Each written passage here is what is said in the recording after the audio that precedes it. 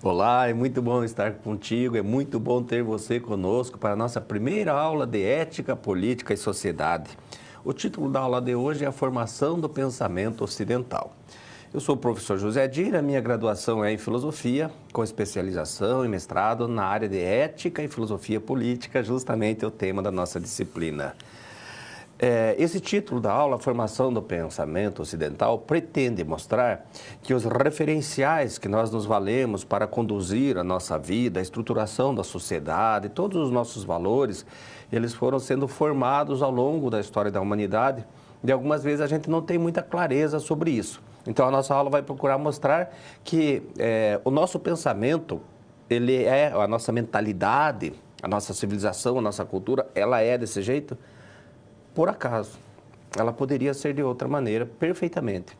Tanto é que outras civilizações, outras culturas, têm outras mentalidades, outras maneiras de se posicionar no mundo. Então vamos ao quadro, contextualizando a nossa aula de hoje. Nós queremos entender se a formação do nosso pensamento é natural, então precisaríamos guardar essas 4 primeiras letrinhas. Natural significa nato, nascido, no latim. E aí, se for natural, não poderia ser de outra maneira, teria que ser única e exclusivamente dessa maneira. Não existe outra alternativa. Ou se o nosso pensamento, a nossa mentalidade, ela é cultural, ou seja, guarde a palavra cultivado. Quer dizer que alguém foi querendo, alguém foi plasmando, alguém foi formando isso ao longo da nossa história. A outra questão que nós colocamos é por que nós pensamos como pensamos. E você poderia responder com uma pergunta: nossa, que tonto isso, né? Que idiota. Não tem como explicar por que a gente pensa como a gente pensa. Será que seria possível pensar de outra maneira?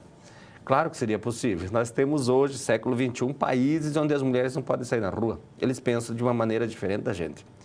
E note você que o título da aula é a formação do pensamento ocidental. Oriental, eles têm possivelmente outras visões, outras compreensões de mundo. E a última questão que nós apresentamos ali é porque nós estruturamos a sociedade desse modo, com autoridades, famílias, parentes, assim, mais no sentido de respeito. Então, por exemplo, tem família que quem manda é o pai e acabou. Quem resolve é o pai, quem sustenta é o pai e quem manda é ele. Tem muita família assim. Tem família, tem culturas, épocas, por exemplo, que os idosos são muito bem vistos e tem cultura hoje em dia que não faz negócio, por exemplo, os filhos não fazem, mesmo já filhos casados, autônomos, não fazem negócios sem se aconselhar com os idosos. E tem cultura que acha que os idosos já estão ultrapassados, conversar com eles é perda de tempo. Então essa é uma mentalidade vigente na sociedade e a gente procura entender como isso aconteceu. Então entende-se que num determinado momento, algumas vertentes, algumas mentalidades, algumas formas de pensamento foram se encontrando numa determinada região que é Roma. O Império Romano dominou o mundo por muito tempo. No Ocidente foi até 476, no Oriente até 1453, Oriente Próximo, Constantinopla. E aí, quando o Império Romano ruiu em 476, a igreja estava fortalecida e era a religião oficial do Império desde 391. E aí a mentalidade da igreja ficou até 1400, mais ou menos, 1500 por ali. Nesse momento, a Europa descobre a América e traz toda a sua visão de mundo de lá. Então, aquela visão de mundo que foi sendo formada ali acaba chegando até nós. Aqueles valores que eles enalteciam acabam vindo para cá e a gente enaltece também, às vezes, sem perceber. Então, olha o que eu estou falando, está aqui nessa imagem agora no quadro. A cultura ocidental, se você imaginá-la como sendo uma espécie de uma plataforma, como uma plataforma de petróleo, talvez que mais fácil para a gente imaginar, ela tem que estar assentada em algumas bases, ela não está solta na água. A nossa cultura não está solta no espaço, ela tem algumas bases, ela tem 2 bases, essa primeira aqui e essa outra aqui. Só que essa base, ela se divide em 2 pilares, e essa aqui também se divide em 2. Então, no fundo, são 4 visões diferentes juntadas em pares. Esse pensamento greco-romano faz referência, então, à Grécia e Roma. O mais forte mesmo foi a Grécia. E aqui nós estamos falando de filosofia. Essa letrinha no grego é o símbolo da filosofia. E aqui é religião, nós estamos falando de teologia. O mais forte aqui é o cristianismo, mas tem a visão judaica também junto. E a nossa situação geradora de aprendizagem está lá no teu livro didático, vai tentar responder se a filosofia pode nos ajudar a entender melhor o mundo. A religião procura fazer isso, a ciência procura fazer isso e a filosofia também. Mas de que modo que a filosofia pode nos ajudar? Então é isso que nós vamos ver nessa aula de hoje.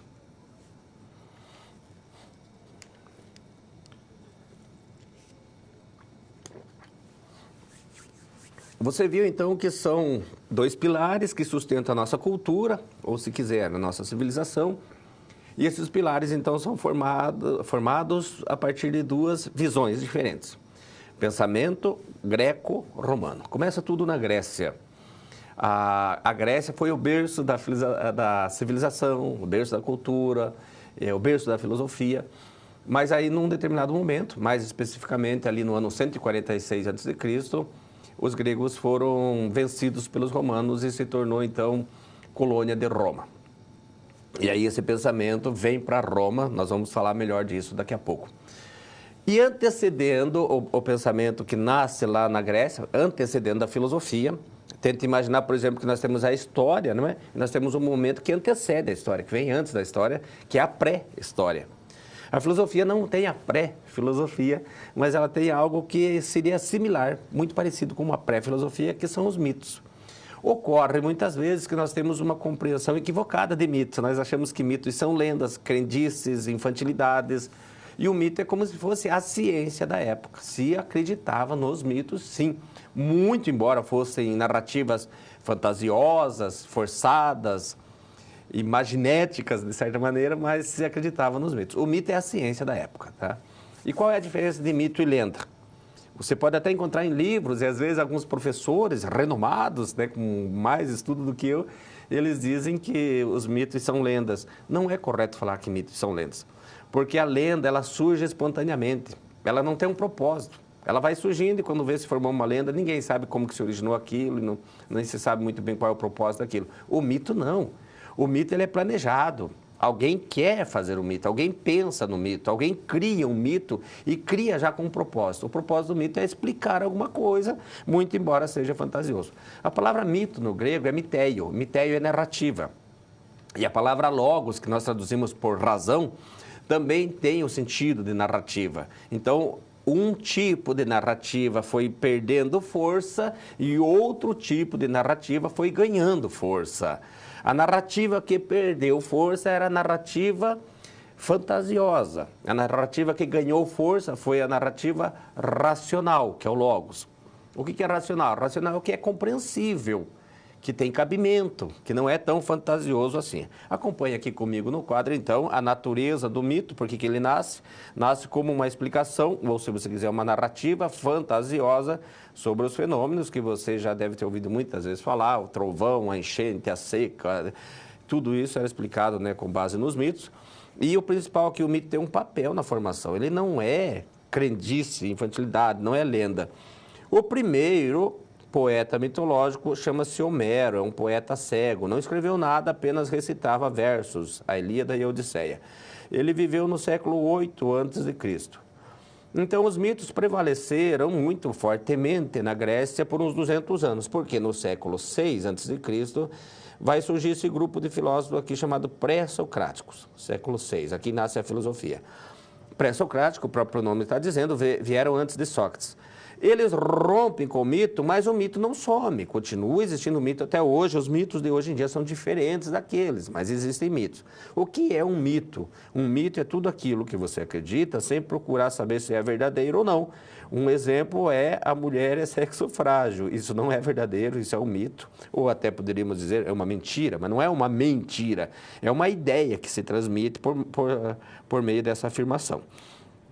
Então, os pré-socráticos começam o pensamento filosófico e científico, porque a ciência e a filosofia estavam juntas e caminharam juntas, só foram separadas aqui por Galileu Galilei no século XVII. Elas vão caminhar junto por mais de 2.000 anos, 2.300 praticamente.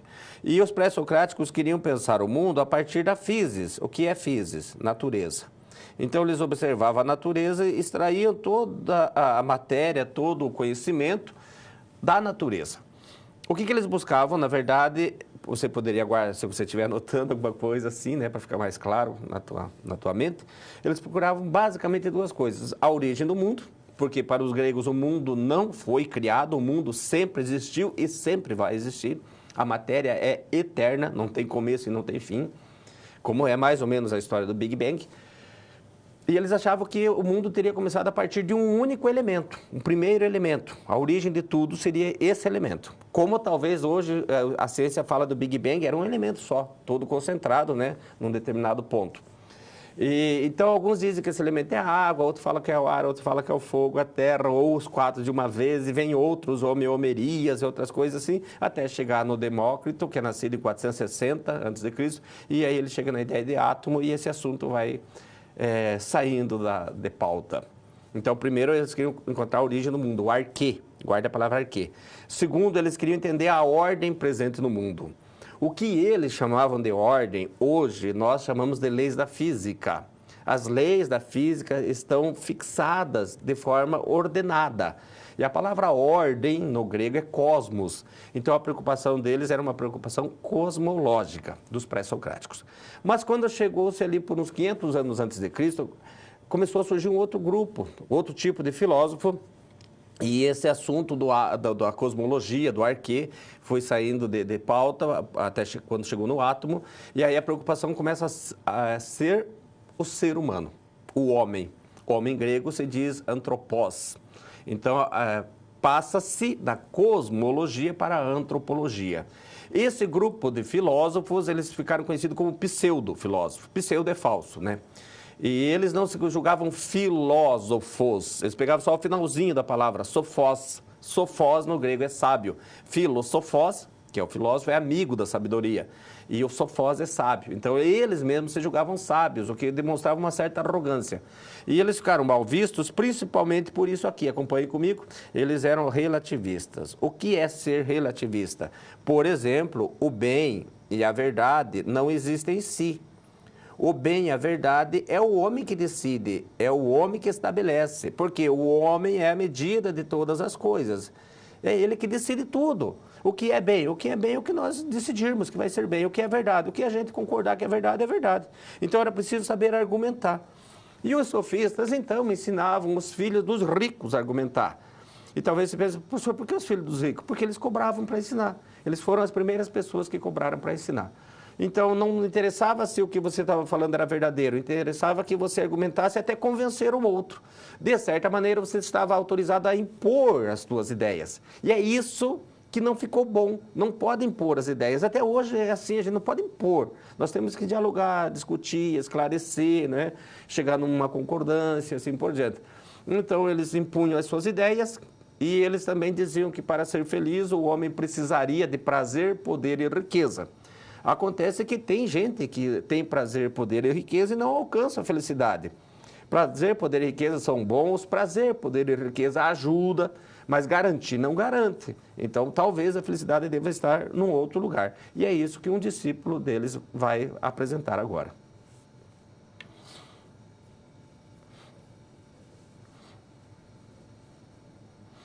Os sofistas tiveram muitos discípulos, mas aquele que se destacou e acabou rompendo com os sofistas por discordar deles foi o Sócrates.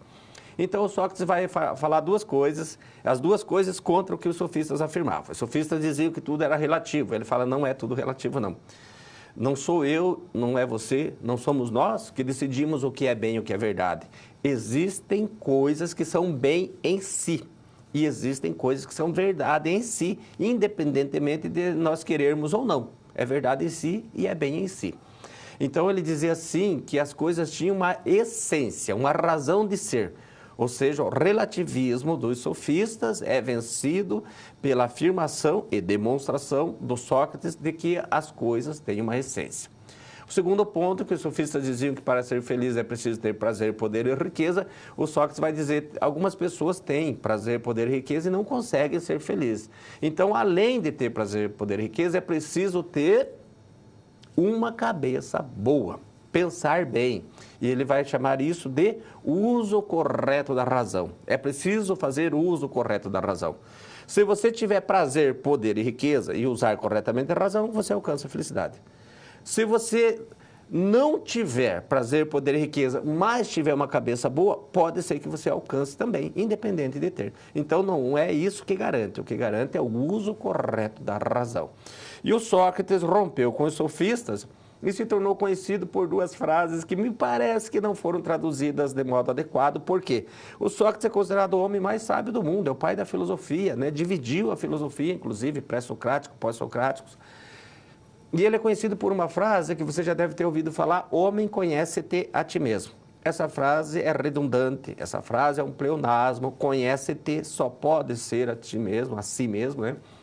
E essa frase estava no pórtico do templo de Delfos, mas ela estava escrita de uma outra maneira. Acompanhe comigo, no original ela estava escrita assim, ó: Gnote-se auton. Gnote é conhecer-se auton por si. Então, o sentido dela é autoconheça-se. Essa frase era mais longa um pouco. Ela dizia o seguinte: autoconheça-se e autoconhecendo-se conhecerás os segredos do universo e dos deuses. Quer dizer que estava tudo dentro da gente. Mas o Sócrates usa essa frase para dizer o seguinte: se você não se conhecer, você não vai saber das suas qualidades e dos seus defeitos. Saber dos nossos defeitos talvez seja até mais importante do que saber das nossas qualidades. Porque se você não reconhece os seus defeitos, você nunca vai procurar melhorar. Você nunca vai corrigir os seus defeitos. Então, nós temos que ser honestos conosco mesmos e admitirmos, nós precisamos melhorar. Para os gregos, o nosso projeto de vida, a gente vem ao mundo para melhorar. Então, é preciso ter muita consciência dos nossos erros, nossos defeitos, nossas falhas e assim por diante. A outra frase do Sócrates que você conhece é essa daqui, ó: sei que não sei tudo. Só que você não conhece ela dessa maneira. Você deve conhecer essa frase como só sei que nada sei. Infelizmente, parece birra minha, né? Parece ficar pegado em coisa pequena, mas essa frase, só sei que nada sei, ela se contradiz. Quando você fala só sei, você está afirmando que sabe, que nada sei, ou você derruba a primeira parte, não sabe nada, então não pode nem falar, ou você está admitindo que sabe que não sabe tudo, e saber que não sabe tudo já é saber algo. Parece apenas um trocadilho, né? uma retórica, mas não é. Se você analisar bem profundamente, você percebe que é impossível, é inviável. Não se confirma essa frase, só sei que nada sei. Saber que nada sabe é saber o limite do seu conhecimento, é saber algo. Então, o sentido da frase no contexto que ela foi dita era o seguinte: eu sei que eu não sei tudo. Por que isso é importante? Porque a partir do momento que você reconhece que você não sabe tudo, você está pronto para procurar conhecer, ir ao encontro da verdade. E o Sócrates dizia o seguinte, essa frase é bom que você guarde: nós devemos amar sempre a verdade. Nós devemos amar, buscar a verdade, desculpa. Nós devemos amar, buscar a verdade sempre. Mas não devemos defender a verdade jamais. Porque se você defender a verdade, você está partindo do pressuposto do que você tem a verdade, ou, entre aspas, talvez, que você seja dono da verdade. E nós não sabemos se nós temos a verdade. Então, o Sócrates dizia, existe um caminho para a gente buscar essa verdade. Vamos ao quadro. O caminho, que em grego se diz método, meta, odos é caminho, meta é para, então o caminho para alcançar a verdade, o método socrático é o método dialético. Divida essa palavra no meio, essa primeira parte aqui é o prefixo, e o dia no grego tem o sentido de compartilhar. Compartilhar, e a dialética, então, seria compartilhar ideias. Não é compartilhar opinião. A ciência não estuda opinião, estuda ideias. O que são ideias? Ideias até pode começar com opinião, mas a ideia se baseia em fatos, em coisas evidentes, assim por diante. E a dialética, então, o caminho para encontrar a verdade começa com a ironia. Esse é o primeiro momento. Ironia para nós hoje é caçoada, zombaria, gozação. Para eles não era. Ironia é questionamento, ironia é interrogatório. O Sócrates, então, começava a sua dialética, o seu debate. Talvez dialética você deva associar com debate. Não misture com debate político, que infelizmente é uma falcatrua, né? O debate político. É uma armadilha. O debate do Sócrates, a dialética do Sócrates, ela é muito honesta, muito sincera. A preocupação é encontrar a verdade. Então, eu começava perguntando o que é o bem, o que é o belo, o que é a justiça, o que é a verdade, o que é a liberdade, o que é a virtude. Esses conceitos gerais que nós usamos e muitas vezes não sabemos descrever isso. E quando as pessoas percebiam que elas não sabiam descrever isso, não conseguiam encontrar a definição correta, vinha o segundo momento. Acompanhe aqui comigo. O segundo momento é a maêutica e vai te ajudar se você guardar mais uma vez as 4 primeiras letrinhas. Talvez você fique falando, nossa, professor, tudo 4 primeiras letrinhas. É que se você guardar as 4 primeiras letrinhas é maiê. E é assim que normalmente uma criança chama a mãe quando está aprendendo a falar mãe. E a maiêutica significa no grego parteira, a arte de ajudar as mulheres a se tornarem mães ou parir seus filhos. E o Sócrates dizia assim, a minha mãe, a mãe do Sócrates, chamava-se Fenareta, a minha mãe é uma parteira, ajuda as pessoas, as mulheres a dar à luz aos seus filhos. Eu também sou um parteiro, eu sou um parteiro de ideias. Eu ajudo as pessoas a dar à luz às suas ideias. E a missão da minha mãe é mais fácil que a minha, porque quando ela vê uma criança, ela já sabe se é um menino ou uma menina. Mas eu, quando eu ouço a ideia de alguém, eu preciso definir com muito cuidado se é verdade ou se é falsidade. E ele dizia o seguinte também, às vezes algumas crianças nascem sem vida, infelizmente. E às vezes uma dialética dele acabava sem conclusão, que em grego se diz aporético. Os diálogos poderiam ser aporéticos. Por que ele recomendava isso? Vamos ao quadro então. Ele recomendava a ironia para destruir preconceitos. Olha a importância disso, inclusive no século XXI. Para nós hoje, para você, no exercício da tua profissão, se livre de preconceito. Só vai te fazer mal. E se você for preconceituoso, você fará mal para os outros também. E a maiêutica? A maiêutica é formular novos conceitos. Muitas vezes nós precisamos abrir mão das nossas convicções quando nós percebemos que elas não estão bem fundamentadas. Nós precisamos entender o seguinte, a nossa cabeça tem que ser uma cabeça aberta para as mudanças. Nós devemos estar adequados à época que nós vivemos, aceitar o diferente, respeitar a opinião dos outros. Então, é isso que tem a ver essa nossa aula, né? A formação do pensamento. O pensamento vai mudando e nós precisamos estar abertos a essas mudanças.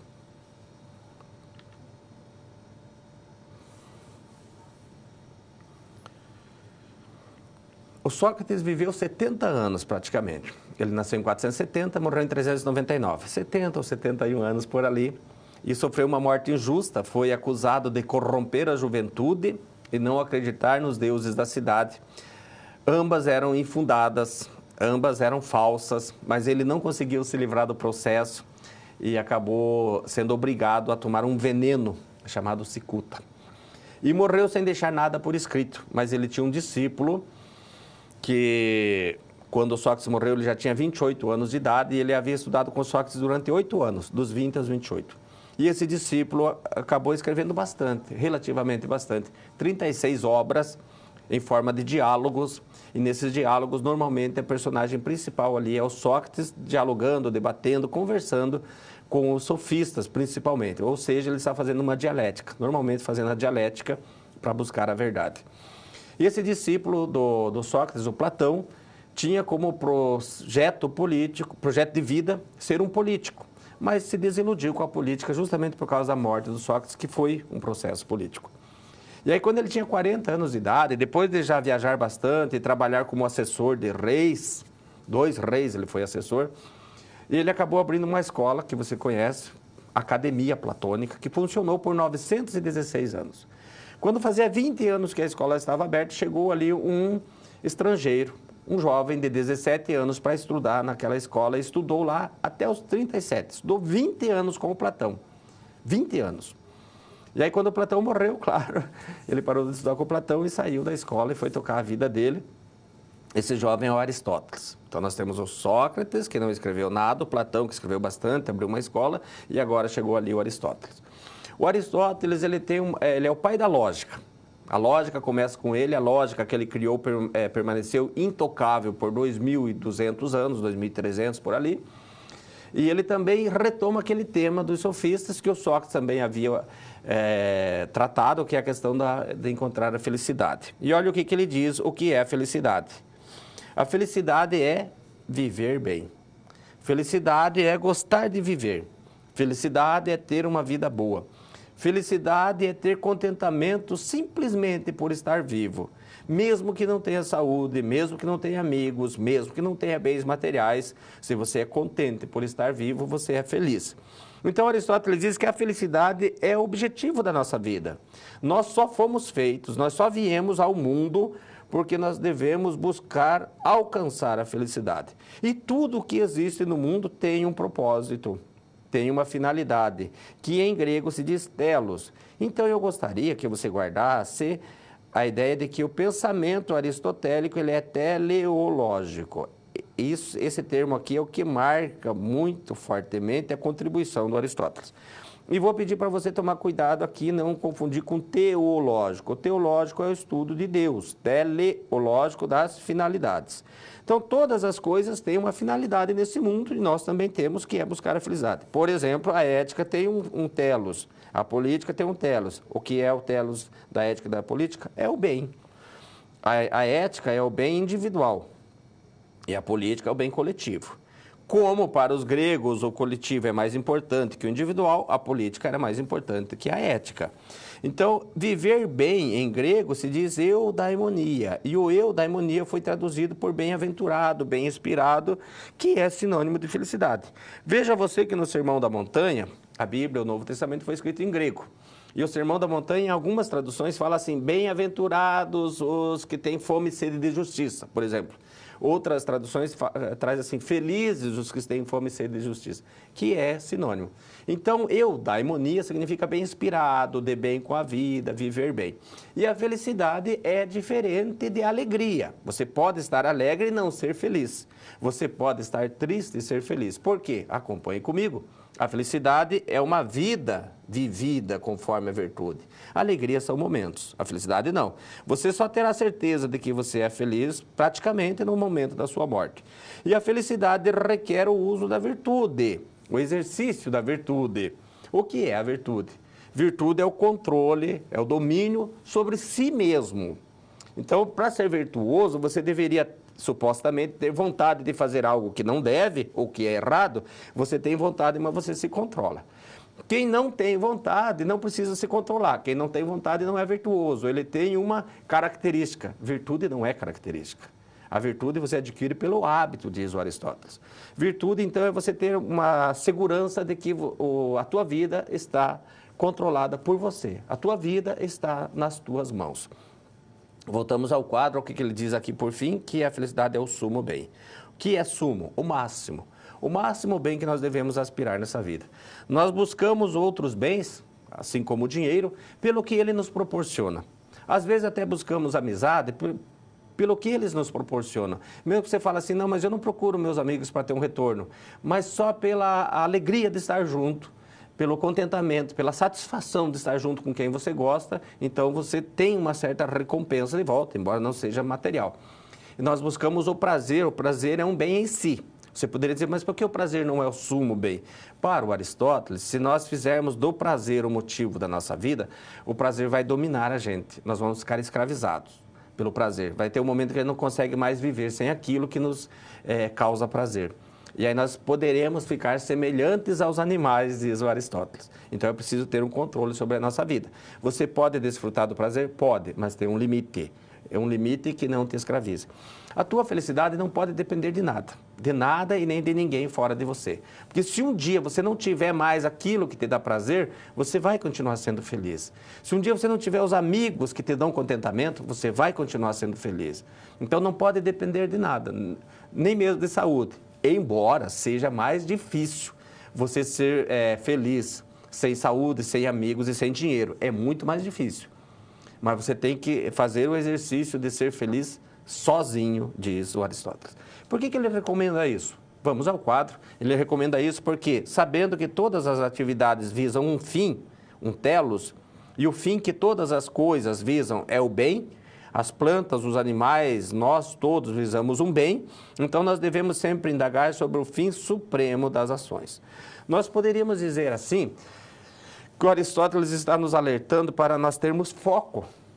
Quando as coisas estão acontecendo de maneira inesperada, de maneira que nos aborrece, aquelas coisas podem ser passageiras. Nós não podemos perder o foco, o fim supremo das ações, onde eu quero chegar. Tem um filósofo estoico, nascido 4 anos antes de Cristo, falecido em 65 da nossa era, chamado Sêneca. E você já deve ter ouvido a frase dele, para quem não sabe em que porto quer chegar, nenhum vento lhe é favorável. Então Aristóteles está dizendo, saiba onde você quer chegar.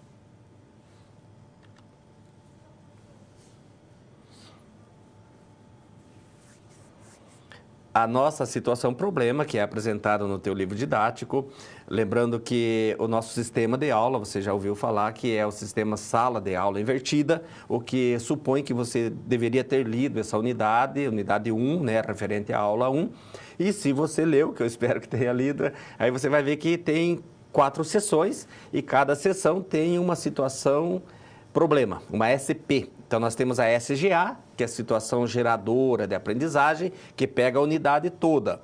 E aí nós temos 4 SPs, situações problemas. E a primeira situação problema apresenta a história de um jovem chamado Milton, que se formou em propaganda e publicidade, em marketing, e conseguiu o seu primeiro emprego com muita euforia, muita ânsia de se tornar um grande profissional, que eu espero que você também tenha isso. E ele é contratado por uma empresa de margarina tradicional, com os donos ainda trabalhando na empresa, tipo empresa familiar, e as coisas têm que ser mais ou menos do tipo deles. E eles querem que ele faça uma propaganda nova para a margarina, e ele pensou o seguinte: acabei de sair da faculdade, tenho bastante teorias na minha cabeça, o que será que aqueles conhecimentos adquiridos nos bancos escolares podem agora me ajudar a começar bem a minha carreira, né, e fazer sucesso nessa área? E aí, então, ele lembra do Sócrates. O Sócrates não fazia as coisas sozinho, ele discutia, ele debatia, ele fazia a dialética, ele fazia o questionamento, a ironia, né? E aí ele diz, acho que eu vou fazer a mesma coisa. E ele começa, então, fazendo uma enquete para saber que tipo de família eles gostariam de ver numa propaganda de margarina. E aí as pessoas colocam que, normalmente, a família da propaganda de margarina, entre aspas, esconde a ideia de um pai chefe de família. Família patriarcal. Porque o pai está na cabeceira da mesa, na ponta da mesa, o pai que meio que controla tudo, no final do cafezinho o pai dá um beijo na mãe, né? Abraça as crianças e sai para trabalhar. Tipo assim, eu comando tudo e eu sustento isso daqui. Então o chefe aqui sou eu. E aí eles dizem assim, o mundo mudou, podemos mudar também o conceito de família, inclusive hoje existem famílias que não têm mais essa configuração. Então a nossa situação, problema, vai te perguntar o seguinte. Olha aqui, ó. A estruturação familiar é natural ou cultural? Se você pensar em estruturação pai, mãe e filhos, é natural.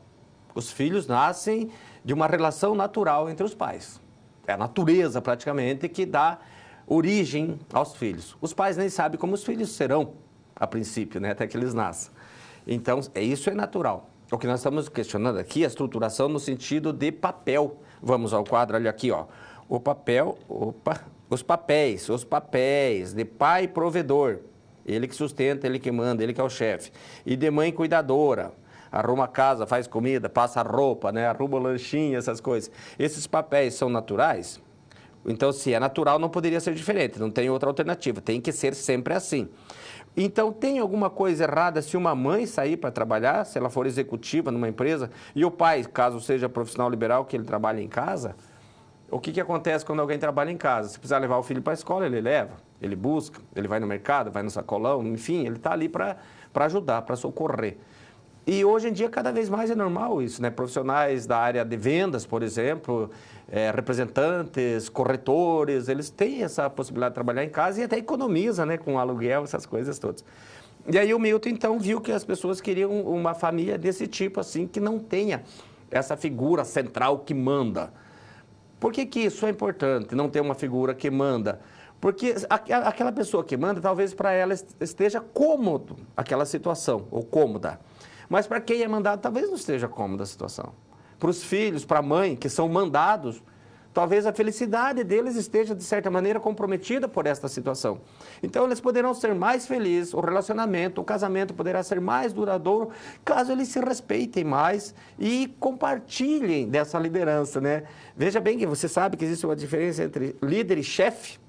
Então, esse pai é o chefe da família. Por que o chefe? Não pode ser o líder, talvez, né? Então, que eles consigam compartilhar essa direção da família. E aí, então, ele vai fazer uma propaganda assim, e ele quer se valer, então, do método socrático para saber se essa família pode, de fato, existir ou não. O que o Sócrates diria? Olha aqui comigo. O Sócrates questionava as origens de tudo. Nós já vimos isso, né? Ele ia nos porquê até as últimas causas.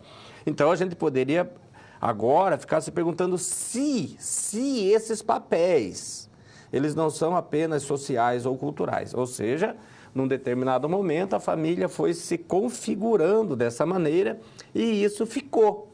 Como a gente diz, foi o que pegou, foi o que cristalizou, foi esse tipo de família. Mas talvez no mundo que a gente vive, a gente já possa pensar em famílias diferentes. Agora nós vamos pular da família para o mercado de trabalho. Imagine você como chefe de uma equipe amanhã ou depois. Qual vai ser a tua postura? De chefe, que manda, ou de líder? Líder que delega, que acolhe, que respeita as diferenças e opiniões e assim por diante. O Sócrates pediria para você ser essa segunda alternativa.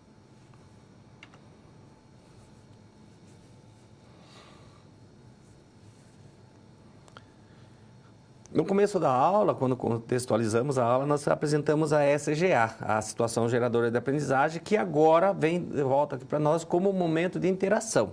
Então, nós estamos perguntando aqui de que modo a filosofia pode nos ajudar, veja você que é só ajudar, não é determinar, não é impor, né? Ajudar a entender melhor o mundo. A ciência busca entender melhor o mundo, a religião busca entender melhor o mundo e a filosofia também busca. Então, nós estamos perguntando aqui de que modo ela pode fazer isso. Contribua, responda. O fato de você buscar responder e construir essa resposta e usar os termos corretos, concordância e tudo mais, isso é importante. A gente tem que aprender isso na faculdade. E nós temos uma tutora em contato conosco e ela está em contato contigo. Então, você colocando a tua resposta, assim que ela apresentar aqui para mim, eu volto para comentar.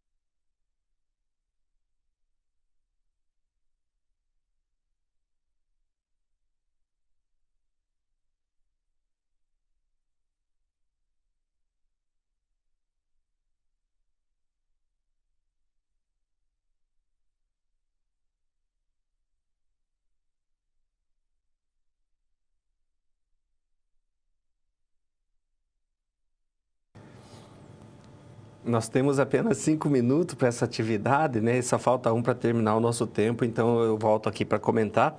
Se você estiver respondendo, continua respondendo. Se chegar aqui, eu até comento no outro momento de interação, sem problema algum. Mas aproveitando então de que modo a filosofia pode nos ajudar, a religião ajuda de uma maneira, a ciência ajuda de outra maneira, e a filosofia ela pode nos ajudar nos tornando mais críticos, mais reflexivos, mais profundos, e que a gente consiga respeitar muito a opinião do outro. Jamais impor as nossas ideias, jamais se considerar donos da verdade. Os filósofos que nós vimos até agora, o Sócrates e o Aristóteles, eles estão coerentes com esse tipo, né, de pensamento. O Sócrates era assim, uma pessoa que, por mais que ele talvez soubesse as respostas, ele não passava a resposta porque a pessoa tem que construir, a pessoa tem que chegar à convicção por ela mesma, né? A gente grava mais aquilo que a gente discute do que aquilo que a gente ouve. O que nós ouvimos, nós guardamos 20% apenas. E o que nós discutimos, nós guardamos 70%. Então, a metodologia do Sócrates, talvez ele não soubesse disso na época, mas ela era muito eficiente. Então, a filosofia deve nos ajudar nesse sentido.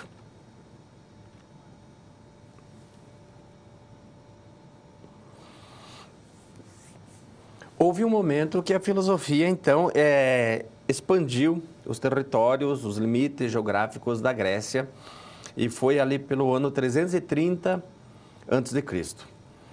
O Aristóteles abriu uma escola também, o Platão tinha uma escola chamada Academia, o Aristóteles abriu uma escola chamada Liceu, que funcionou por 864 anos também. Foi fechada no mesmo ano que a Academia, as duas foram fechadas em 529 da nossa era. E o Aristóteles teve um discípulo que se tornou imperador na época e acabou dominando grande parte do mundo. Foi o maior conquistador que o mundo teve até hoje em dia, Alexandre Magno. Alexandre Magno não é filósofo, ele é um militar, ele é um político e ele estudou com Aristóteles dos 13 aos 19 anos e aos 19 ele assumiu o lugar do pai, que havia falecido, Filipe II. E onde ele ia conquistando, no Egito, na Síria, Mesopotâmia, Babilônia, Pérsia, até chegar na divisa com a Índia, ele ia levando aquela mentalidade dos gregos. E o povo grego também é chamado de povo helênico. E a mentalidade desse povo helênico é chamada de helenismo. Então, esse pensamento grego foi acompanhando o Alexandre nessas suas conquistas e aí foi ganhando o mundo. Cresceu extensivamente, territorialmente, mas perdeu em profundidade, intensivamente perdeu. E aí o único assunto assim que mais os filósofos se preocupavam na época era como ser feliz num mundo conturbado, num mundo onde nós não temos mais liberdade, num mundo onde nós somos colônia, nós estamos dominados por estrangeiros. Então, como ser feliz, já que os gregos encontravam a felicidade quando eles decidiam sobre a própria vida, quando as rédeas da vida deles estavam nas mãos deles e eles tinham a perspectiva, a possibilidade de fazer leis e assim por diante. Então, esse foi o assunto que prevaleceu. E aí, quando nós chegamos no ano 146 a.C., a Grécia deixou de ser uma colônia da Macedônia e passou a ser uma colônia de Roma. Perdeu as batalhas e se tornou colônia. Só que a Grécia tinha uma cultura extraordinária, invejável, sólida, firme, consistente. Uma cultura que foi o berço da nossa civilização, da nossa maneira de ver o mundo ou do nosso pensamento. A formação do pensamento ocidental passa por essa contribuição da Grécia. Então, Roma venceu os gregos pelas armas e os gregos venceram os romanos pela cultura, o que é mais interessante. E a cultura que ficou foi a cultura grega. E aí, no ano 70, já da nossa era, os romanos fizeram guerra com uma colônia que eles tinham, que era uma colônia de gente que vivia em revolta. Eles perderam a paciência e acabaram com o país. Acabaram com o país. Quem vivia naquele país se dispersou pelo mundo. É um momento chamado de diáspora, era o povo da Judéia, que hoje nós chamamos de Israel. Eles sumiram do mapa no ano 70 e só voltou a existir novamente em 1948, agora depois da Segunda Grande Guerra. Por isso que os judeus estavam esparramados e o Hitler perseguia judeus, eles não tinham pátria. Agora, depois de 1948, claro, voltou a existir o país Israel, que está em guerra até hoje com os palestinos que estavam lá na época, né? Então, essas duas culturas agora vão se encontrar em Roma. E como eu disse no começo da aula, Roma dominou o mundo até 476, daí caiu por causa dos bárbaros, a igreja assumiu o seu lugar, dominou o mundo até 1400, 1500, até hoje a igreja tem uma certa influência, né? Não define tudo no mundo, mas ela é sempre ouvida também. E aí essa mentalidade acaba chegando até a América, porque a Europa descobriu a América, né? A América Latina, o próprio nome já diz, vem do latim, né? Todos nós falamos uma língua que nasce com o latim. Aí os Estados Unidos e Canadá dão, mas nós estamos falando da América Latina e do México para baixo, né? E descobriu países na África, na Oceania, assim por diante. Então, meio que dominou o mundo aquela mentalidade que tinha se formado ali na Grécia. E qual era a mentalidade da filosofia na época? Qual era a contribuição da filosofia? Acompanhe aqui. A filosofia quer ajudar você a ter um pensamento mais crítico. Crítico significa purificado, filtrado, bem elaborado, com critérios. Guarde crítico, associa a critérios, né? Então, deve te dar a capacidade de interpretar a realidade. Nós devemos ser mais espertos nesse sentido, né? Interpretar a realidade, buscar as causas dos fenômenos, não aceitar respostas prontas, dar um novo significado à realidade que a gente está observando, que tem a ver com interpretar a realidade, e fazer escolhas mais racionais. Além disso, a filosofia busca não se sobrepor às crenças, respeita as diferenças. Essas duas palavrinhas aqui é o resumo da nossa aula inteira. Respeita as diferenças. É isso aqui que a gente pretende que você leve para o teu exercício profissional, para a tua atuação amanhã ou depois. Respeitar as diferenças. Então, a filosofia apenas colabora na construção de uma visão de mundo mais crítica. E as nossas convicções políticas, religiosas, sexuais, seja o que for, precisam ser analisadas à luz de fatos. Quando você analisa as coisas à luz de fatos, você derruba preconceitos. O que vale? Está aqui, é isso que vale. Como é que a gente se livra de sofrimento? Está aqui os fatos mostrando. Os advogados dizem, né, contra fatos não há argumentos. É mais ou menos isso. Vamos nos valer dos fatos. E esse período, então, que essa mentalidade se junta com a mentalidade judaico-cristã, né, que eu falei da diáspora, esse momento acaba perdurando por 1000 anos, mas é um momento que a igreja se consolida, se firma para valer, e a igreja, ela faz a filosofia, mas ela faz também a teologia. E a teologia, na visão da igreja, é a ciência das ciências. Por 1000 anos, a teologia ficou preponderando e a filosofia ficou chamada de serva, escrava da teologia. Então, tem a teologia, a rainha das ciências, e tem uma escrava dela, a filosofia. Vai ficar nessa configuração, nesse posicionamento por 1000 anos. Em latim falava antila, filosofia, antila, teologia. Então, esses 1000 anos se dividem em 2 grandes períodos, que eu quero te mostrar agora no quadro. O primeiro período é chamado de patrística, vem de patris, no latim é padre, os padres estão organizando o pensamento da igreja, e o segundo momento é a escolástica. Esse primeiro momento a gente chama o momento que ocorreu na Alta Idade Média, e é o contrário, a Alta Idade Média, os séculos são baixos, séculos 5 ao 10 aproximadamente. E a escolástica vai ocorrer na Baixa Idade Média, que daí os séculos, é o contrário, então os séculos são mais altos, século 11 ao 15 aproximadamente, em alguns países foi mais, outros foi menos. Então vai preponderar os valores religiosos e é a igreja que estabelece tudo. Nesse momento da patrística, o principal nome é Agostinho de Hipona, que nasceu em 354 e morreu em 430. Ele vai juntar o pensamento bíblico com o pensamento de Platão. E diz que nós conhecemos as coisas, temos acesso à verdade, porque Deus mesmo ilumina a nossa mente, que é a chamada teoria da iluminação divina. E isso nos dá segurança de alcançar a verdade. Deus não permite que a gente se engane. E a escolástica é o momento que as escolas renascem. Elas renasceram em 781. No ano 1100 surgiu a primeira universidade do mundo, a Universidade de Paris. E esse filósofo aqui, que é padre dominicano, ele é professor na Universidade de Paris. Ele viveu de 1225 a 1274 e vai juntar agora o pensamento de Aristóteles ao pensamento bíblico, cristão. E aí vai acabar dizendo que filosofia e teologia se complementam, não se chocam. Ou seja, que a filosofia, então, é uma área de conhecimento que tem a mesma envergadura da teologia. Não é antila, não é escrava. Ele está dando espaço para separar filosofia e teologia e isso vai acabar acontecendo. E isso é importante que você saiba, por quê? Porque 200 anos depois, filosofia e teologia já estavam separadas, cada uma caminhando com as próprias pernas, virá um filósofo, que você já ouviu falar dele, Galileu Galilei, e daí vai separar em 3. Filosofia, teologia e ciência. A ciência vai nascer agora e aí nós entramos na Idade Moderna.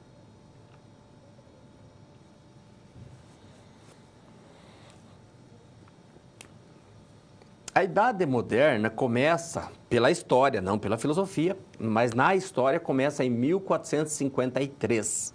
Na filosofia não tem essa data fixa, mas é mais ou menos por ali, porque a filosofia muda quando muda a mentalidade da época. E até ali valia a fé. Era a fé que explicava as coisas, a fé era o fundamento de tudo. Agora, na modernidade, a fé vai perdendo um pouco o seu espaço, porque a Bíblia não é um livro de fé, não é um livro de ciência. A Bíblia não é um livro de ciência, é um livro de fé. E as pessoas explicavam as coisas a partir da Bíblia. Daí, por exemplo, eles diziam que o Sol girava em torno da Terra. Essa era a ciência da época. Mas estava errado isso. Então, a Bíblia foi saindo, a fé foi saindo e a razão foi se fortalecendo.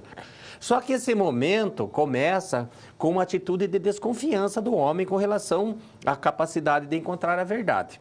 Porque o final dessa idade moderna vai ser o iluminismo. Mas até chegar no iluminismo inclusive porque vai se contrapor à idade das trevas. A idade das trevas é a idade da escuridão. E o iluminismo, a idade das luzes, do esclarecimento. Esclarecimento a partir do quê? A partir da razão. Mas começa primeiramente, então, lá por 1500, por ali, com uma desconfiança da capacidade humana de alcançar a verdade, porque toda a ciência que vinha sendo defendida por uns 2000 anos aproximadamente, se demonstrou errada, equivocada. A Terra não era plana. A Terra não estava estática no centro do universo e o universo girando em torno da Terra, o Sol, a Lua e as estrelas. Então, a Terra era plana, achatada, fixada em duas grandes colunas, chamadas colunas de Hércules, e o universo era esférico, o universo era redondo, não a Terra. E aí eles perceberam, está errado isso. Dá para a gente ir para o Oriente, para as Índias, fazer compras, né? Tanto indo para o oeste quanto para o leste. Qualquer uma das direções nós vamos chegar lá. Eles perceberam que a Terra era redonda, a bússola permitiu isso, né? Então as concepções de mundo deles ficaram todas equivocadas. Pode jogar fora todas as teorias e as apostilas e livros, está tudo errado. E aí alguém vai dizer assim, calma aí, tem coisa que é verdadeiro, tem coisa que ainda prevalece, não é tudo dúvida não. Ainda dá para encontrar a verdade, sim. A matemática nos confere verdades inquestionáveis. 2 mais 2 são 4 desde que o homem morava nas cavernas, e vai ser sempre. A soma dos ângulos internos de um triângulo é 180 graus, sempre foi e sempre vai ser, em geometria plana. Então, eles começaram a dizer, a matemática nos dá verdades indubitáveis e essas verdades se encontram na nossa razão. Então, nós temos o ceticismo, agora nós vamos ter o racionalismo, tudo isso está dentro do iluminismo. Mas alguém vai dizer assim, a razão nos dá a verdade, mas não faz o pensamento evoluir e crescer. O que faz crescer, evoluir, descobertas, invenções é o quê? A experiência. Então, vamos ao quadro, olha aqui, ó. Racionalismo vem de ratio, que no latim significa razão. Eles dizem que é possível encontrar a verdade na razão. E o que é a verdade? A verdade se compõe de ideias claras, distintas e evidentes por si. E como chegar até elas? Existe um caminho? Olha o método, caminho para. Descartes, René Descartes, inventou o método, que tem esse nome por causa dele, né? Método cartesiano, que eu tentei criar um macete para você guardar. Se cair na tua prova, eu quero que você pense só o seguinte, esse método é fácil. E aí você vai lembrar como é que diz fácil em inglês. Fácil em inglês é easy. Só que em inglês, easy se escreve assim, easy, com Y no final. E é só a pronúncia que é easy. Aí você vai ter um macete para você não esquecer o método dele.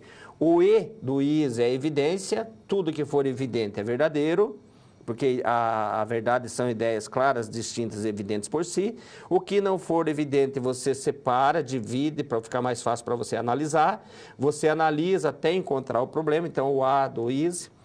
E aí você junta de novo. A síntese é a junção, é a conclusão. O S do easy. Depois que você juntar, dá uma olhadinha se está tudo na ordem certa, na sequência correta, se você não pôs o 5 antes do 3, antes do 4. Então, é preciso fazer uma enumeração primeiro. Enumere para que essa enumeração te permita fazer uma revisão e que você tenha o controle sobre aquilo que você está estudando, sobre a verdade que você está buscando. Você percebeu que nesse método aqui não falou em experiência em nenhum momento. Então, a verdade está na razão. E aí vem uma outra corrente, acompanha comigo no quadro, que vai dizer o seguinte, não, a verdade vem por meio da experiência, deriva da experiência. E experiência em grego se diz empeiria. Então, por isso, essa corrente é chamada de empirismo. A verdade vem pela experiência. A razão te dá a verdade, como a matemática te dá. É claro que te dá, não vamos questionar isso. Mas se você ficar só na razão, sem fazer nenhuma experiência, como é que você descobre? coisas novas. Como é que a ciência evolui? É preciso fazer experiência. Mas aí os racionalistas vão falar assim, mas tem ideias que nós nunca fizemos experiência e nós temos na nossa mente. Por exemplo, a ideia de eternidade. Faça uma experiência com algo para chegar na eternidade. Você vai fazer a experiência e a experiência vai continuar, porque ela é eterna e você vai morrer. Você não é eterno. Nós não temos como ter a noção de eternidade na nossa cabeça se nós não somos eternos. Nós nunca vimos nada perfeito e nós temos a noção, né, a definição de perfeição, nós temos na nossa mente. Então aí o racionalismo vai falar, tem ideias que nascem em nós, não nascem da experiência. São ideias inatas. E o empirismo vai falar, não existe ideia inata. Tudo que está na nossa mente passou pelos nossos sentidos. Olha aqui, acompanhe comigo. John Locke é um filósofo inglês, nascido em 1632. Ele diz, a origem de todo o conhecimento é a experiência. Então, chega até a razão pelos sentidos. Mas não estão na razão. Nós nascemos sem nada na mente. Em latim se diz tabula rasa, quadro vazio. Nós nascemos, a nossa mente é um quadro vazio. E a experiência vai, então, fazendo riscos, sinais nesse quadro, e a gente vai dando sentido a esses riscos, como é a nossa letra. Nossa letra é risco apenas, mas nós damos sentido a ela. E o Descartes diz que a origem de todo conhecimento está na razão e que existem ideias inatas. Algumas ideias não nascem das experiências, mas nascem em nós mesmos. E aí daí essa briga ficou por uns 200 anos, mais ou menos. O racionalismo era mais forte na França, mas também tinha na Inglaterra. O empirismo era mais forte na Inglaterra, mas também tinha fora dali. E essa discussão ficou por uns 200 anos até chegar na Alemanha. Daí lá na Alemanha um filósofo bastante simples, de certo modo até pobre, se preocupa com isso e vai tentar encontrar uma solução. Então vamos lá. O iluminismo já te apresentou aqui o ceticismo, a dúvida, o racionalismo, que dá para encontrar a verdade pela razão, ideias inatas, e o empirismo. Nascemos sem ideias e conseguimos encontrar ideias por meio dos sentidos. Agora você vai conhecer no próximo módulo o criticismo.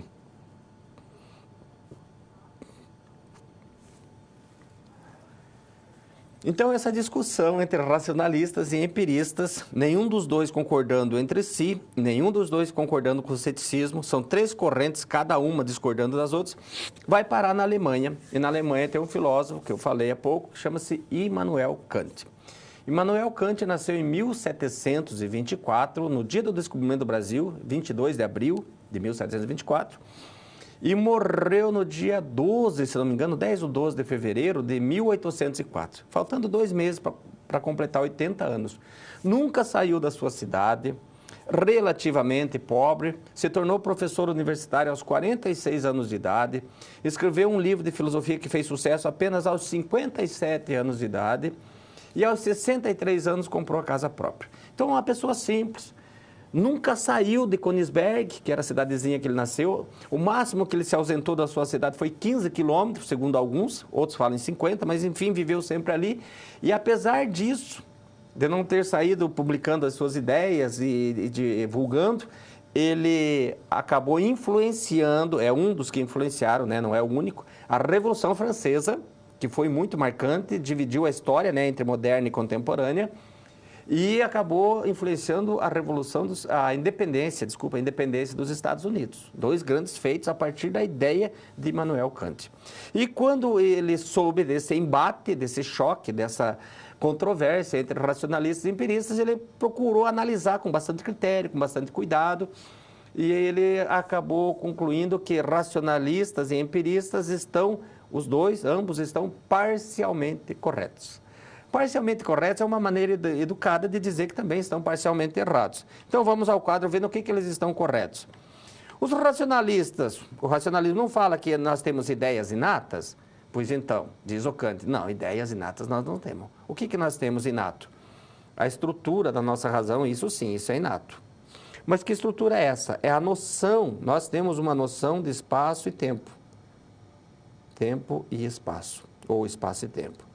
Essa noção não vem da experiência, nasce conosco. Essa noção não é uma ideia, é uma noção. Essa noção vem antes da experiência, que em latim se diz a priori. Então, antes da experiência, quando nós vamos conhecer alguma coisa, nós acabamos classificando isso que nós conhecemos no espaço e tempo. Essas são categorias, é a estrutura da nossa mente. Então, isso nasce conosco. Agora, as ideias não nascem conosco. Voltamos ao quadro, então, os empiristas têm razão, o empirismo, quando fala que os conteúdos ou ideias, né, conhecimento, assim por diante, são obtidos, são adquiridos. Ele está dizendo aqui que a forma do conhecimento, que é a estrutura, ela é inata. E a matéria, então matéria e forma, a matéria é adquirida, matéria e forma. Por isso, ambos têm razão no aspecto e estão equivocados no outro. Como ela é adquirida, então, essa experiência adquirida, ele vai falar em latim a posteriori. Nós adquirimos as ideias depois, a posteriori é depois da experiência. Porém, o resultado das experiências não dão garantia de que elas vão continuar se repetindo. Você pode fazer uma experiência 1 milhão de vezes e sempre dar o mesmo resultado. Mas na 1 milhão e 1, digamos assim, pode ser que dê um resultado diferente. Nós não temos essa garantia. E quem alertou o Kant para isso foi um filósofo escocês chamado David Hume. Ele acabou afirmando isso e o Kant leu e falou, ele tem razão. Então, como é que a ciência trabalha na prática? Aí o Kant vai dizer que a ciência, na prática mesmo, na tua sala de aula, hoje em dia, a ciência é feita com base em juízos sintéticos a priori. Juízos conclusivos, conclusões que a gente toma a priori como conclusões que vão dar certo. Então, alguém fez a experiência várias vezes e agora a gente parte do pressuposto de que aquilo vai continuar dando certo para sempre. É assim que a ciência trabalha. Agora nós vamos voltar no nosso livro didático, porque o Milton queria fazer uma propaganda e fez, usou o método socrático. A propaganda do Milton foi um sucesso. Daqui a pouco eu vou mostrar que ele teve percalços, mas ele soube superar os percalços e foi um sucesso. E o Milton foi reconhecido. Isso tudo para trazer para o teu mercado de trabalho amanhã ou depois, para a tua atuação. E aí o Milton vai ser promovido e as pessoas que promovem o Milton dão a ele a possibilidade de escolher quem vai ocupar a vaga que ele está deixando, porque ele tem uma equipe formada por 4 pessoas, 2 rapazes e 2 moças, e cada um deles, como todos nós, temos qualidades e defeitos, eles também têm. E ele não quer ser injusto, porque se ele for injusto, ele pode desmotivar a equipe, ele pode comprometer o próprio nome, inclusive. Então, ele quer ser imparcial. E isso é preciso que a gente tenha essa mentalidade no nosso dia a dia, no nosso trabalho. Tenta imaginar um médico, por exemplo, que vai tomar uma decisão e ele pode ser imparcial, pode cometer erro. Amanhã depois ele pode ser cassado, ele pode ir até preso. Qualquer um de nós pode. Então, como é que a gente pode estar mais garantido? O Milton quer escolher alguém sem fazer loucura e ficar garantido de que ele está fazendo a coisa certa. E aí ele quer se valer desse método que os modernos agora estão apresentando. O Descartes, o Locke, o Kant, essa discussão, esse debate que eles estão envolvidos. Então, para escolher alguém, ele vai fazer o seguinte, acompanha aqui comigo. Primeira coisa, ele vai observar o comportamento, observação, a ciência é feita com base em observação, a filosofia também. Então, observando o comportamento, ele está observando a prática. Observando o currículo, ele está observando a teoria. Vamos ver se existe vínculo entre teoria e prática. Depois de observar os currículos, ele vai fazer uma reflexão sobre os resultados obtidos.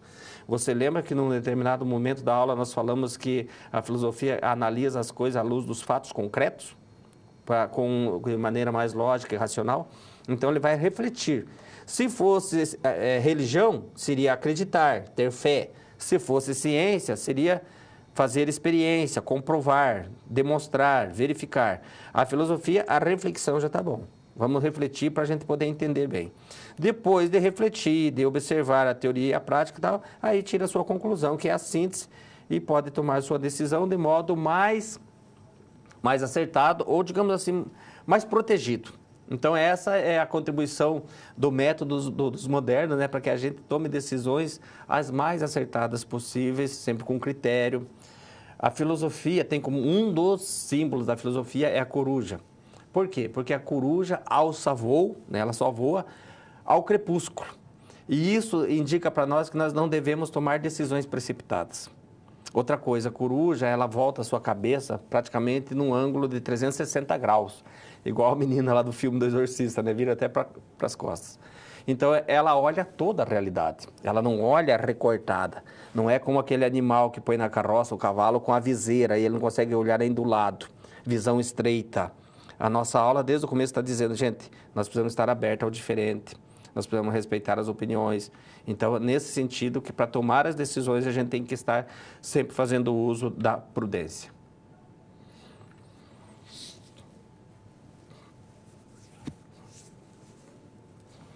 Entre os termos que a nossa aula hoje apresenta para você, de respeito da opinião do outro, da busca da verdade, comprometimento com a verdade, com o bem, com aquilo que é correto e tudo mais, aparece também a figura da tolerância. Por que a gente fica insistindo nisso? Porque você já deve ter conhecimento de histórias de pessoas que têm um estudo extraordinário, às vezes tem estudo até fora do Brasil, às vezes tem até pós-doutorado, às vezes estão fazendo o maior sucesso nos grandes centros aqui do nosso país, São Paulo, Rio de Janeiro, enfim, e daqui a pouco, quando se pensa que não, eles estão envolvidos em coisas erradas e acabam indo atrás das grades. Por quê? Porque não é suficiente ter apenas o conhecimento técnico, teórico relacionado à profissão. É preciso também ter uma visão de mundo mais correta, mais alicerçada naquilo que é justo, naquilo que é bom. Então, a nossa reflexão aqui é sobre a tolerância e eu quero perguntar para você o seguinte: como nós devemos agir com relação àquelas pessoas que pensam radicalmente diferente de nós? Você tem um posicionamento, a pessoa tem um posicionamento totalmente contrário ao teu. Vamos pegar um tema polêmico, por exemplo, você é de esquerda ou de direita e a pessoa não aceita de modo algum a tua visão de mundo. E às vezes pode ser uma pessoa querida ou aquela pessoa que se você pudesse, você até cortava a volta para não encontrar. Tem pessoas que são insuportáveis e você vai discutir, você perde a paz de espírito, você perde o dia. Às vezes perde até a amizade com a pessoa, ela é insuportável, não dá para discutir. Como a gente fala, é turrão demais, muito radical. Mas tem pessoas que são muito queridas, às vezes algum parente, às vezes o vozinho, a vozinha, que toda a família adora, mas ela tem aquela visão antiga ainda, e você percebe, nossa, precisaria ajudá-lo ou ajudá-la a vencer um pouco esse preconceito, essa visão de mundo. Isso não existe mais. Chega a dar pena da gente ver a pessoa agarrada a essas ideias, né? Não que você tenha que mudar a cabeça da pessoa, claro que não. Mas como nós devemos agir com relação a essas pessoas que pensam radicalmente diferente de nós. E aí nós apresentamos essa questão para você refletir. Por quê? Porque o Milton passou por isso. Olha lá, acompanhe comigo o que aconteceu com o Milton. O Milton teve problema com os donos da empresa, que são pessoas idosas apegadas à tradição. Primeiramente, você vê que são os donos da empresa. Ele está agora num dilema. Ele tem duas alternativas: insistir ou desistir da sua ideia. Ainda estamos naquela ideia da propaganda que apresenta uma família não patriarcal. Se ele desistir, ele pode, de repente, vender a imagem de uma pessoa que não sabe o que está fazendo. Que se não fosse os donos abrir os olhos dele, ele ia fazer coisa errada. Ele desistiu já viu que não ia dar em nada. Não é bom esse funcionário que nós contratamos. E ele poderia insistir e dar certo, mas poderia insistir e dar errado. E ia ser queimado do mesmo jeito. Então, ele tem que ser muito prudente com relação a isso. Agora, aqui eu gostaria de te alertar, você deve ter percebido, que o livro didático acabou se apresentando como um livro preconceituoso. O livro didático, possivelmente, eu acredito que tenha sido de propósito. Por que preconceituoso? Porque ele está colocando assim: pessoas idosas, apegadas à tradição, muito influenciadas pela religião, pessoas, entre aspas, atrasadas. Nem sempre pessoas idosas são atrasadas. Pode ser até que a maioria seja, mas não é uma lei necessária. Não é algo inquebrantável. Pessoas idosas, pessoas atrasadas. Tem pessoas idosas que têm uma mente muito mais aberta do que pessoas jovens. E também tem pessoas jovens que têm uma cabeça de idoso. Tanto é que você possivelmente deva conhecer alguém que se fala: nossa, essa pessoa tem uma cabeça igual ao meu avô, né? Então, o livro trata de um preconceito justamente, apresenta como um preconceito justamente para a gente perceber e para a gente superar. E como é que o Milton vai superar isso? Então, olha lá, ele vai se valer do Sócrates mais uma vez. Pelo diálogo ou a dialética, pelo bom senso, a prudência, o cuidado. Nós podemos falar as coisas de muitas maneiras e as verdades mais difíceis nós podemos falar com muita caridade, com muito jeito, né? Solidariedade, empatia e tolerância mútua. Eu queria só refletir um pouquinho sobre essa tolerância mútua. Por que nós não apresentamos apenas tolerância? Pode ser, em alguns casos, que a tolerância traga meio escondida nas entrelinhas, uma certa discriminação. Porque se a tolerância tiver implícita nela a ideia de que existe um que tolera e um que é tolerado, pode vender essa imagem assim: eu te suporto, você está errado, mas pode ficar, não tem problema, eu te suporto, eu te tolero. E a tolerância não pode ter esse significado. Quer ver? Eu vou dar um exemplo polêmico. Por exemplo, alguém que é heterossexual e aí tem na sua equipe um homossexual. E ele fala assim: não, eu te tolero, pode ficar, não tem problema não. Como se ele estivesse dizendo assim: eu sou o certo, você é o errado. E esse fato de dizer quem é o certo e quem é o errado é que nós temos que tomar cuidado.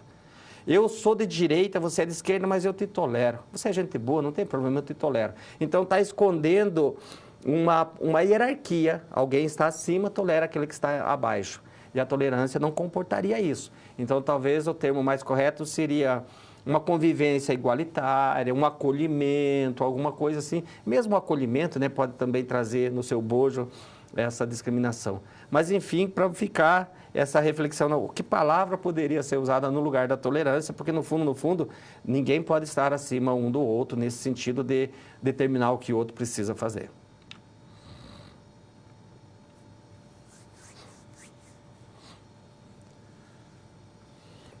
Chegamos em mais um momento de interação, o nosso segundo momento, segundo e último da aula de hoje. Se tiver alguma coisa da interação passada, eu vou ler também nesse momento agora.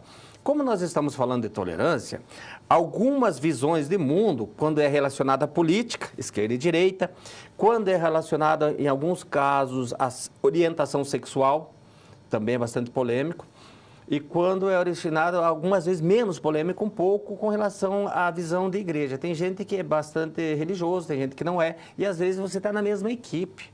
E às vezes uma pessoa se pauta por isso. Eu não posso trabalhar em tal dia, a minha igreja não permite e tal, eu não posso fazer isso que a igreja não permite. Vamos fazer aí, não sei, uma confraternização, mas eu não posso ir e tal. Enfim, às vezes pode ter isso, daí as pessoas podem dizer: nossa, o que é isso, né? A igreja fica dizendo que a pessoa deve fazer. Calma aí. Então, a nossa situação pergunta o seguinte, olha aqui, a nossa interação. Como devemos tratar as crenças religiosas diferentes das nossas? Para que a gente tenha um ambiente gostoso de trabalho. O que dizer daquele massacre que aconteceu em janeiro de 2015 com o jornal Charlie Hebdo, que fazia sátiras? Ele fez sátiras do cristianismo muito tempo, ridicularizou a pessoa de Jesus Cristo, a Santíssima Trindade, o Espírito Santo, Maria. O cristianismo, a igreja nunca foi lá para bater de frente, discutir, porque daí sabe que dá o efeito contrário, dá mais ibope. E o que esse jornal queria era ibope, né? E aí ele começou a satirizar os muçulmanos. Mas os muçulmanos têm uma veneração muito grande por Maomé, o grande profeta, o fundador do islamismo. E aí os muçulmanos foram aguentando até o momento que estourou. Não deu mais, explodir o jornal. E aí você lembra o que aconteceu. O mundo inteiro, né, a favor do Charlie, usava até uma camiseta, grandes personalidades do mundo: I am Charlie, eu sou o Charlie, eu estou do lado do Charlie, assim por diante. Mas o que a gente pode dizer dessa visão de mundo, assim, de ficar, tipo, entre aspas, fazendo bullying com a religião dos outros? Como que a gente trata as pessoas que têm uma crença religiosa diferente da nossa? Apresente a tua contribuição e, chegando aqui, eu volto para comentar.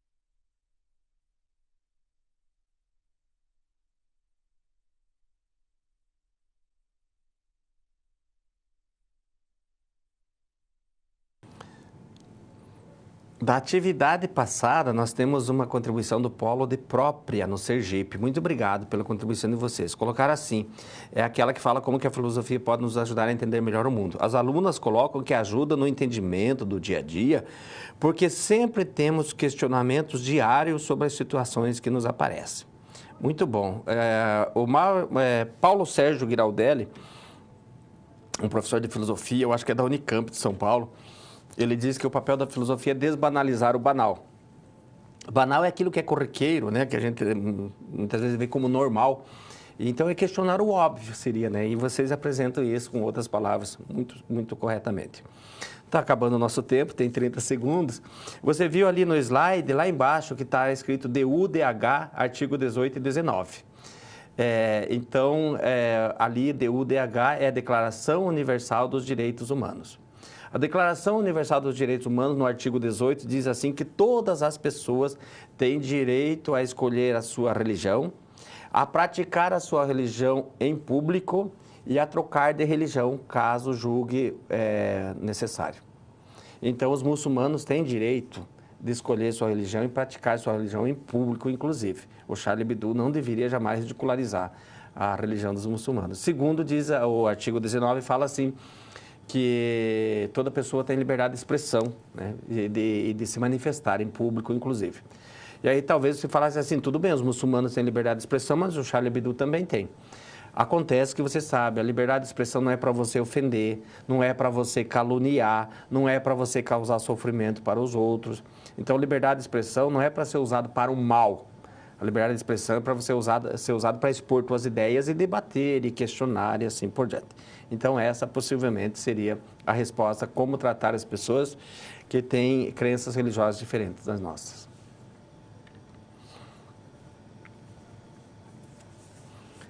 Recapitulando o que nós vimos hoje, nós vimos como é que nasce a filosofia e que antecedendo ao nascimento da filosofia tem um momento que é o mito. O mito, então, é a pré-ciência, o mito é a pré-filosofia, e aí a filosofia nasce e vai usar como referência para entender o mundo a ideia da natureza. Acompanhe comigo, referência a gente chama de paradigma. Então, o paradigma é um modelo, é um padrão, ou seja, um referencial. Esse símbolozinho aqui é o símbolo da filosofia, que eu fiz lá no começo da aula, que era para ser assim, acho que saiu até grudado com outro risco lá. É o Φ, a letra Φ.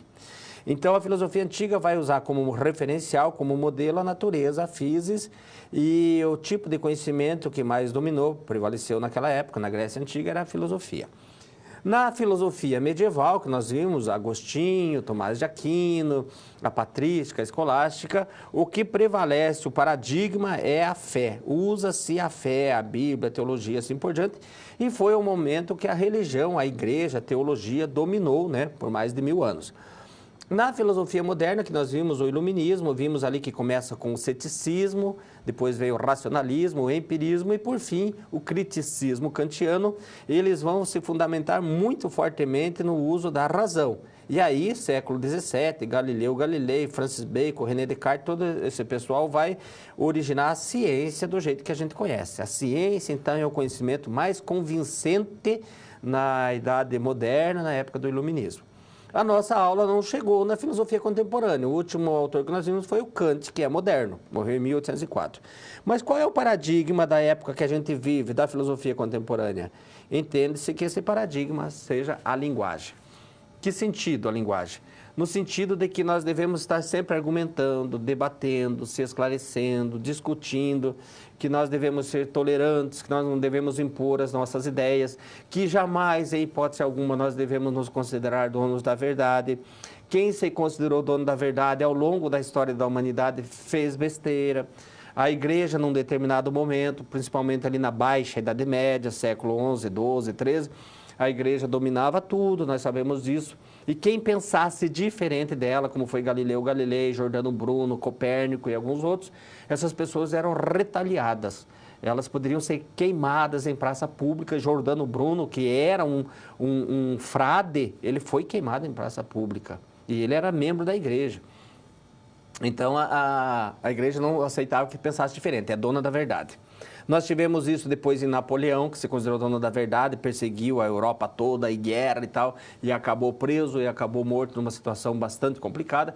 E vimos isso se reproduzir novamente no Adolf Hitler. Adolf Hitler não consultava quem pensava diferente, só conversava com quem pensava igual e fortalecia as suas ideias. E quem pensa diferente às vezes pode estar abrindo os nossos olhos. Nem sempre quem nos adula nos faz bem, né? Às vezes quem nos corrige pode estar fazendo mais bem ainda. Então, não ser considerado dono da verdade. O Hitler pagou o preço por isso, né? Possivelmente, antes de terminar a guerra, já teve que tirar a própria vida, né? Porque viu que as coisas iam complicar para ele. Então, é essa postura que nós temos que trazer para a nossa atuação profissional. E é isso que o Sócrates nos ensinou, é isso que o Aristóteles nos ensinou, é isso que os modernos estão pedindo para nós. Então, essa aula tem a ver com a formação do pensamento ocidental. Esse pensamento que vem sempre mudando, essa mentalidade, essa nova maneira de ver o mundo.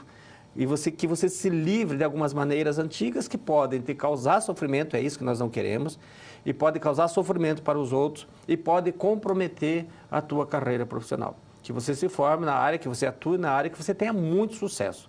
Não apenas por meio de conhecimento técnico, mas também por meio de uma reflexão correta e acertada. Essa, então, foi a nossa primeira aula de Ética, Política e Sociedade, ou Cidadania, né? O livro traz sociedade. E que trata da questão da formação do pensamento ocidental. Na segunda aula, nós vamos falar da formação da moral ocidental, será uma aula sobre ética. E depois, na terceira, nós vamos ver a política e as concepções do mundo. E na última, nós vamos tratar da evolução da sociedade, assim por diante, essas mudanças que nós tivemos mais da nossa época daí. Eu espero você para a nossa segunda aula semana que vem. Até lá.